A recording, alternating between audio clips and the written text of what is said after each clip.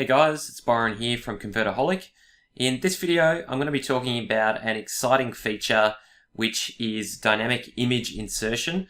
This is a feature that we've had for some time now. Primarily, our customers use DKI for keyword insertion, but there can be times where you also want to tailor the images towards the search terms or the keyword that you're inserting into the landing page as well.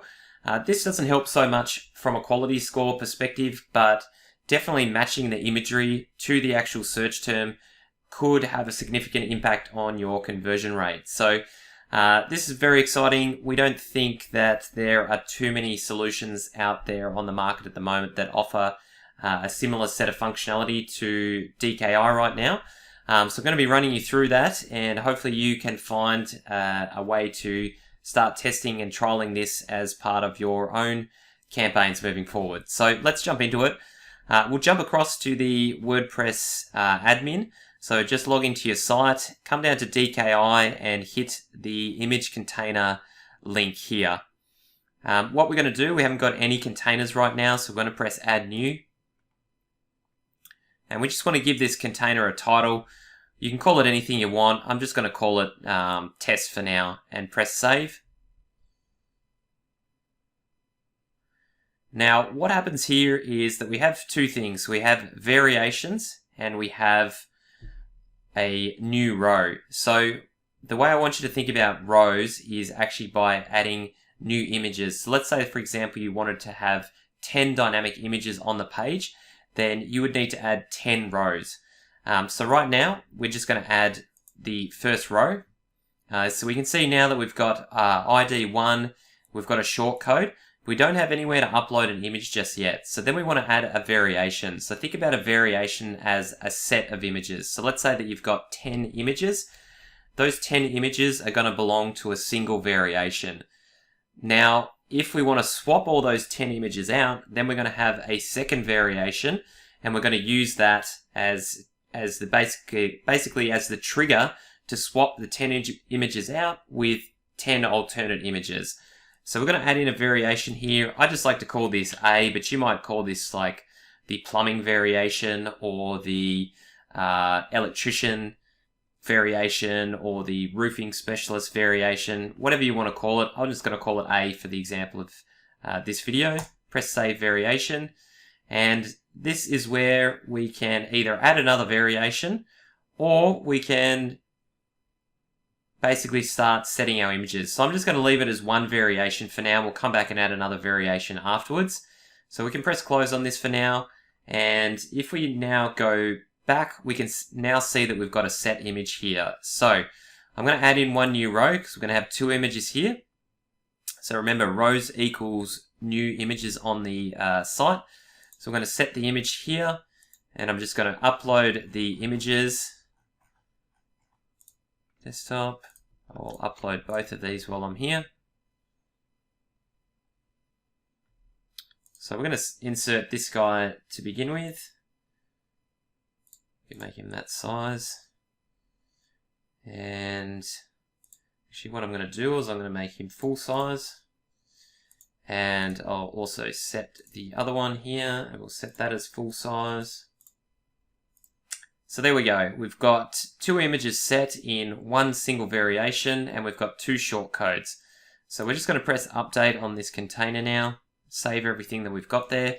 We're going to grab these short codes and come back over to our page and insert them in. So we can see there we've got no images right now. And we're going to edit this page.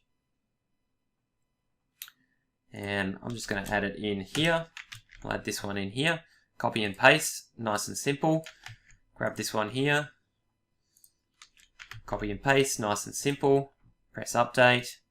Now we're going to refresh here, but at this point, we're still not going to have anything because we haven't specified our image container.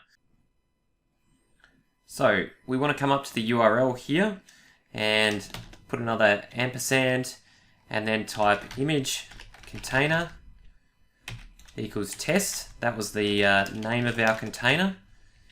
And we also want to tell the page which variation we're going to be using. Now we've only got one variation that we are using, so we're going to go and variation equals A.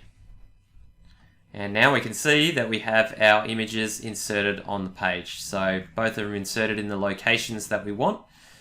Now, for the purpose of this example, what I'm going to do is create a variation B, and I'm basically going to switch this image with this image here. So go back over to our image container setup, and we're going to add in another variation here. So we're going to call this variation B. And again, it's asking us to set the images. So we've got image 14 here. So we're going to make this image 13. And we've got image 13 here. So we're going to make this image 14. And we're going to press update this container. And then we will just go back to our page now. So we can see here we've got kind of this happy man up the top here. We have this confident businessman down the bottom. Now we don't need to change the image container part. All we need to change is the variations. So we're going to change this to B. And now we have this confident businessman up the top, and we have the happy man down the bottom. So if you think about this like changing out a picture of a plumber to an electrician, or changing out, let's say, a pest control, expert with someone looking at termites or something else, I'm sure there's a million different ways that you can probably think of using functionality like this. And that's basically how it works. So again, just to recap, think about adding new rows as how many images you want to show on the page. If you've got 10 images, you'll need 10 rows. And then variations are groups of images.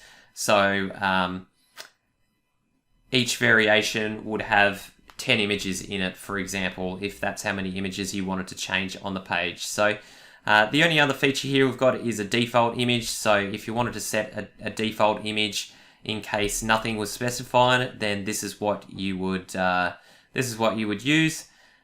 However, in most cases, most of the time you'll be using these variation A, B, or whatever it is that you name it. So hopefully that makes sense. It's a very cool feature, and hopefully you get some use out of this moving forward. And that's all for this video. Let's move on to the next video.